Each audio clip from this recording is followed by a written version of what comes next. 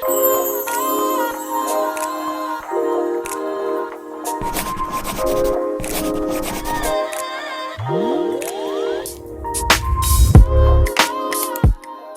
friends, welcome back. I hope your 2021 is going great despite anything that's happening in the world right now. Hopefully you are still chasing after your dreams, chasing after things that you want to do, and hopefully having healthier and better relationships.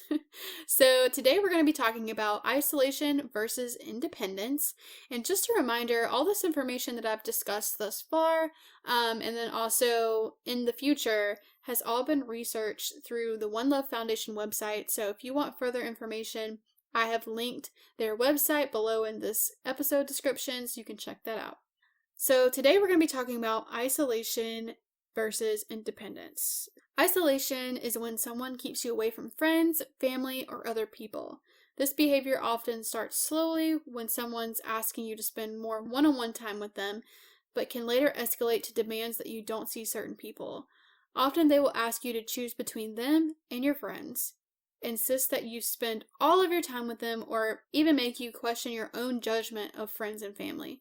If you're experiencing isolation, you may end up feeling like you're dependent on your partner for love, money, or acceptance. Let me tell you, isolation is a very, very real thing.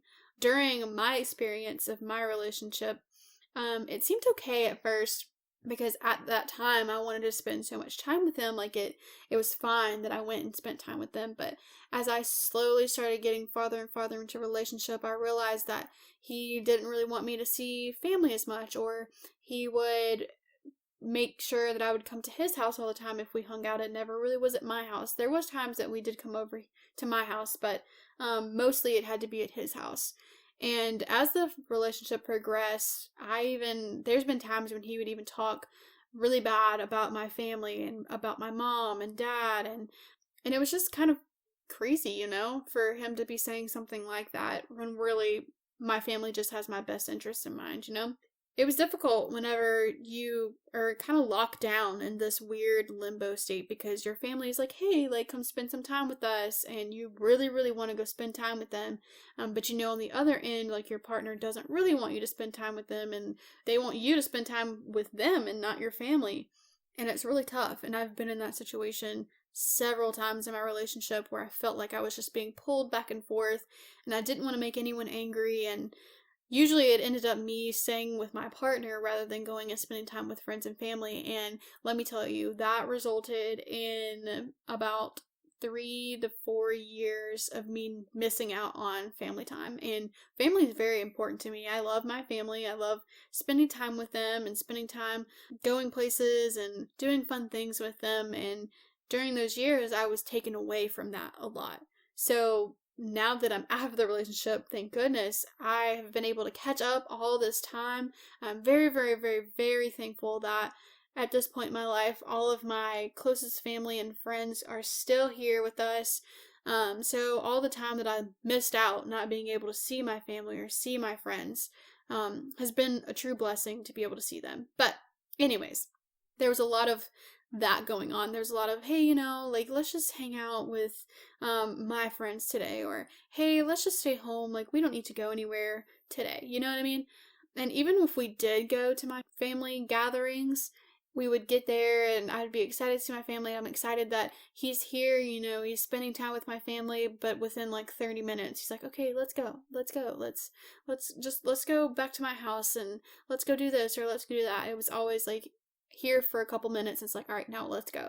Basically, he started sinking his teeth further in me, because I started to become dependent on him for happiness, for love.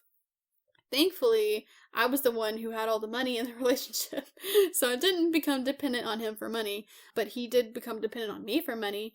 When he needed something, he would ask me for money, and a lot of my good hard-earned money went to him and what he wanted to do, you know what I mean?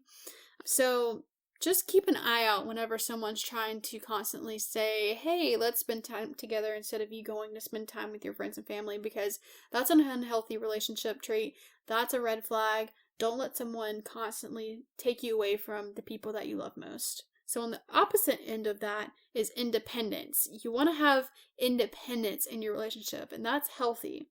You have space to be yourself outside of your relationship. The other person can be supportive of your hobbies and your relationships with your other friends and family and even coworkers. The other person does not need to know or be involved in every single part of your life.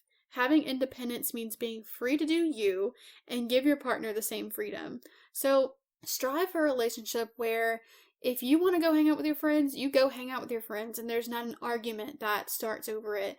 Or there isn't like, hey, no, let's just, stay here with me type thing. It's like, yeah, go spend some time with your family. That's great. I think I might go spend time with my family as well. Like, there should be a mutual feeling when it comes to spending time with other people outside of your relationship. So make sure you strive for some independence in your relationships today. So today I want to challenge you guys to take a look at your relationships and determine if your partner or friend is isolating you from friends and family. At first, this may seem kind of simple. You're like, oh, he just wants to spend a lot of time with me, or she wants to spend a lot of time with me. Great, but don't let that persist, because eventually they're going to pull you away from all of your friends and family where you don't get to spend any time with them. And these could be signs of unhealthy relationships that you want to catch very soon rather than later. So next week, we will be continuing the conversation and dissecting sabotage versus respect.